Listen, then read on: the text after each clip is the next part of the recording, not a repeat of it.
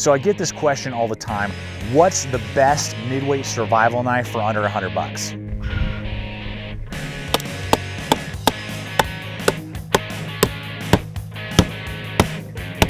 Woo!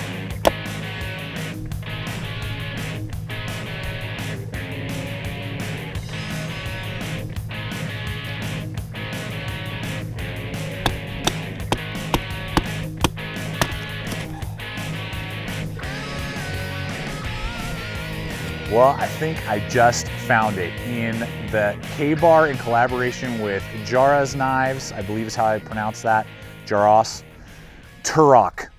This blade came out last year and I am so regretful that I didn't pick this thing up sooner, because for the $75 price point that this thing goes for, and we'll have links in the description below, over to Amazon, because I believe by the end of this video, if you're in the market, you are gonna buy this knife after you see the performance and its capabilities. I gotta tell you that this thing screams value to the performance level. And I'm so glad that K-Bar picked up this designer, and what they have done so far in this midweight line is phenomenal. So I wanna walk you guys through this blade, what it has to offer, why I am really feeling it, and we'll talk about it at the end of the video, why this may be the best midweight survival knife that I have come across and tested on the market as a one-stop all shop package for under 100 bucks. So let's go ahead and get thumping on the Turok. So I wanted to walk through again why I believe for the best bang for buck performance, the Turok is just nailing it as the best under $100 midweight survival knife. Now for me, a midweight survival knife must have a few things.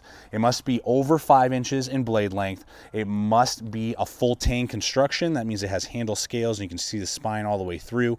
And it must be, in my mind, some form of high carbon steel. Stainless steels tend to chip out and they tend to be a little bit more difficult to maintain and resharpen out in the field. That's me, that's my criteria, and that's what I look for when I'm looking at midweight survival knives. So obviously the Turok has all those things going for it, and so do all these other knives. All these other knives are also USA made as well, and they all come in at standard under $100. But why does the Turok beat them all? First off, the BK7, great brother to the Turok, a great knife overall, but it doesn't have quite the texturing on the handle as the Turok does. It has a thumb ramp that kind of tends to get in the way where the Turok does not. And it comes out of the box with a really subpar nylon sheath that I am not a fan of at all. It's pretty janky, and you are going to want to upgrade to leather or Kydex rather quickly, and it runs about $10 more than the Turok. And again, the Turok having that fantastic polymer sheath that comes out of the box. So right out of the gate, that's a win for me of the Turok over the BK7 for out of the box performance. Next up, we have a new one to the market, which is still a great midweight survival knife, the Utica UTK B6. We just did a video on the whole collection here. Again, $10.95, full tank construction. This one will come with a polymer sheath, but it has a lot of extra kind of bells and whistles that kind of weigh it down and just aren't needed, and it doesn't have that drop leg feature at all, and the retention is not there that if I just jerk it out of the sheath, it wants to fall right out.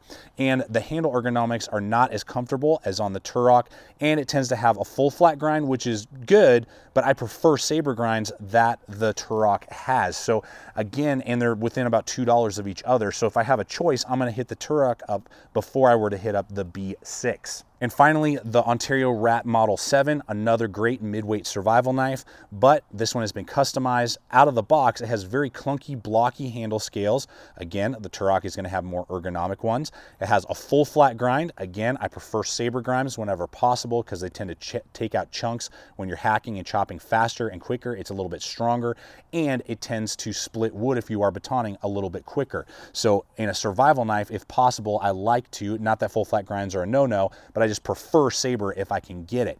And it's going to come out of the box again with a very similar nylon sheath that's just very subpar. It just doesn't give you the options that, again, the Turok's polymer one does, and it's going to run between $75 and $80. So again, for the same price, you're going to have to upgrade handles, you're going to have to upgrade sheath, and then we're talking at well over $100 to try and compete with the ergos as well as the sheath option that comes with the Turok out of the box. And that's in a nutshell why I believe the Turok is the winner in under $100 survival knives in that mid-weight range. Now for the blade itself, I really am digging the overall design. of the blade. It stands out a little bit, and it gives it a multi-functionality in my mind.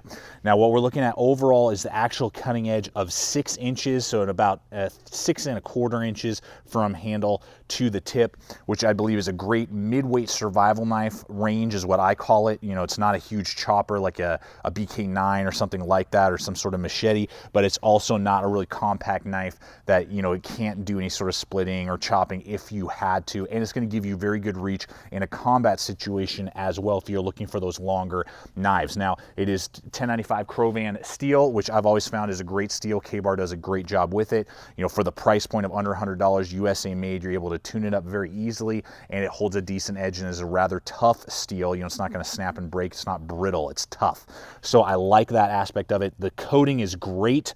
I wish they would go back to this coating on their Beckers, because this is that slick, smooth coating that is really hard to wear, not the kind of grippy rhino liner coating that they've been doing on Becker BK models lately. It's much more like the K-Bar utility knife right here.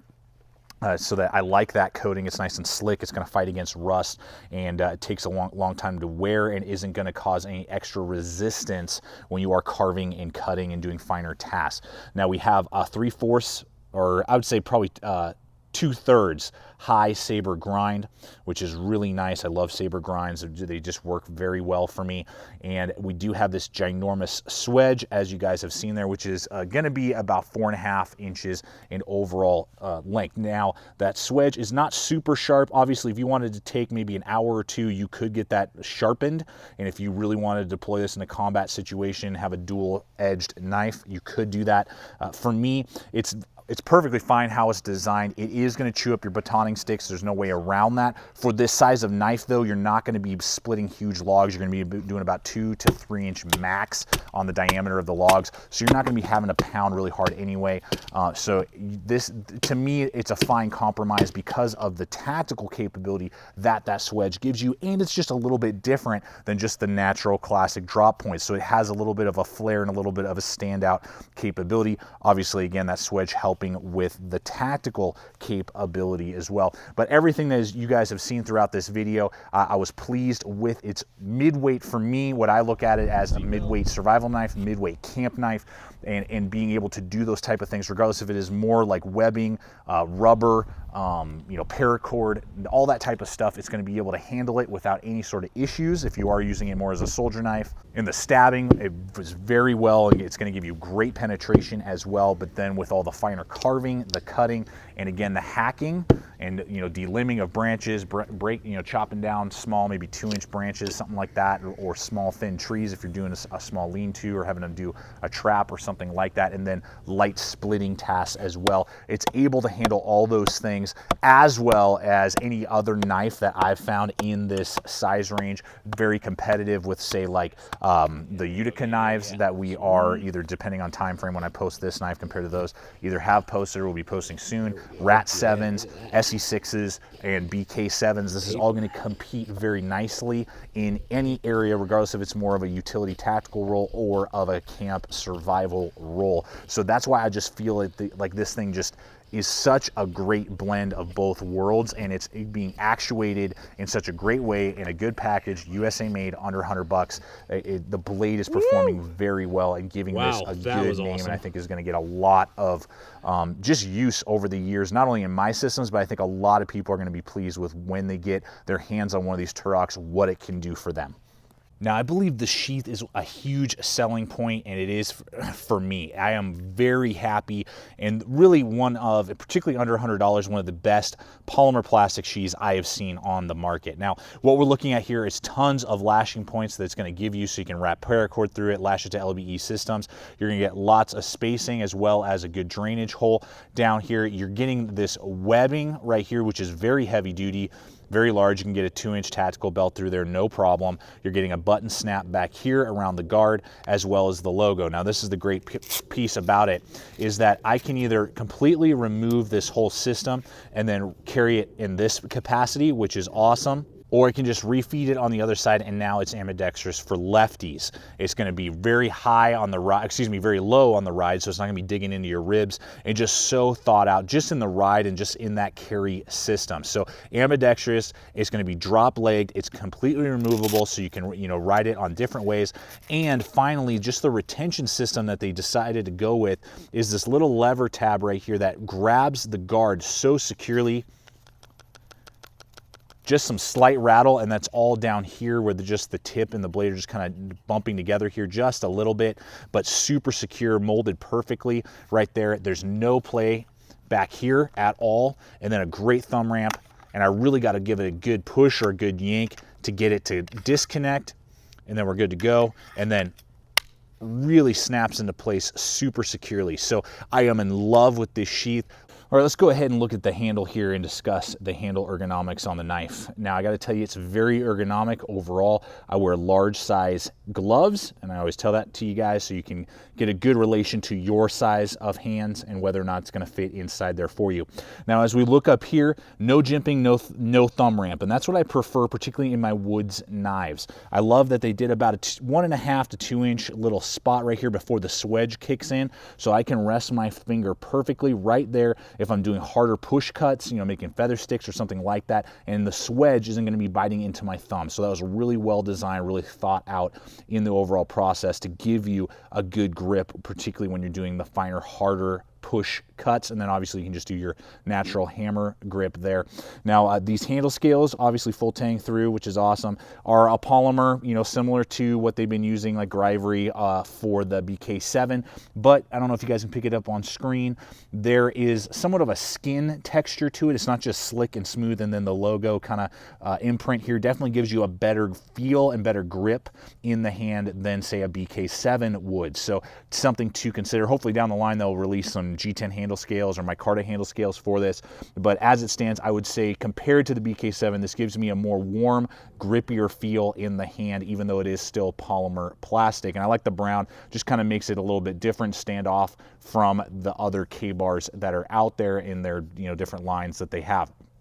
Now, they have a really deep groove in here into the guard, so I am really locked into place, and that's really nice. No finger choil, but the blade comes pretty close to your finger within about 3/4 of an inch, so you are able to get those close cuts, get control right here. If your stick, you know, is right here, you get that good control on the knife. And it also gives you a really good lockup for stabbing tasks, you know, with that long swedge and how this was originally designed as a combat knife for a guy named Turok, I guess a Marine, I believe, if I understand correctly from talking with the designer, was the original thought with that. You still, I believe, are going to get a really good lockup in either this natural grip or in a reverse grip. Because of how this cut in is, you are able to rest your thumb very naturally right there, give you a really good grip, and bam, stab in, and you have the grip that you need, and you're not going to slide down, you know, and accidentally cut yourself.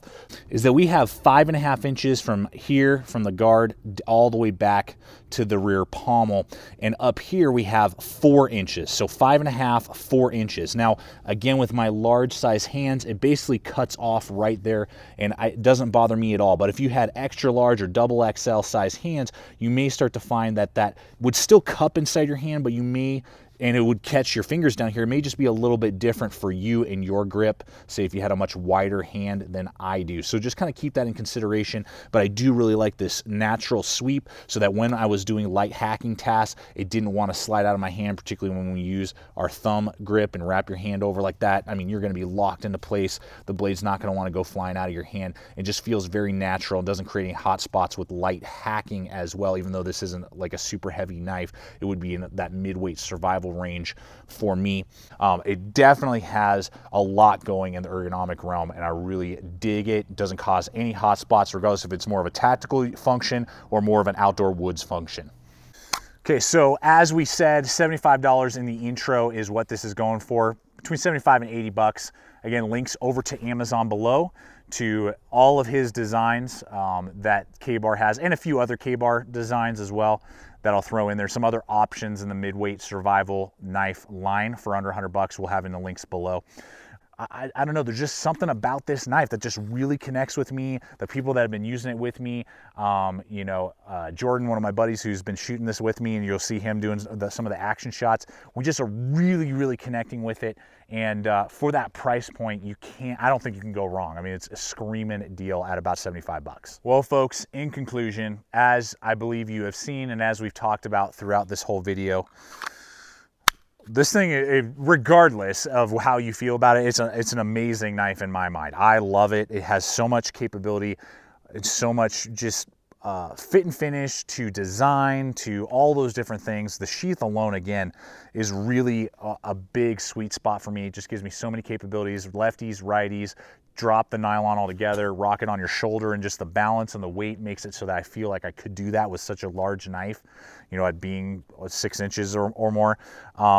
And for the price point, just ridiculous in my mind. So if you are in the market for that mid-weight survival knife, or even mid-weight combat knife, you know, you like maybe the original K-bar design, but you're maybe looking for something that's a little bit more, you know, survival knife capable, whereas that one's more hand-to-hand combat utility capable, this would definitely be an option as well. You know, I mean, it just has so many areas and so many systems that it can be extremely useful. You'll be loving it, and it'll give you years of performance in my mind and in its capability. So guys, for me, as of right now, if you were to ask what's the first knife at the top of my list to recommend to you as a mid-weight survival knife for under 100 bucks, it's the Turok. So I hope you guys have enjoyed this video. This video has helped you out whether or not this is the right knife for your systems.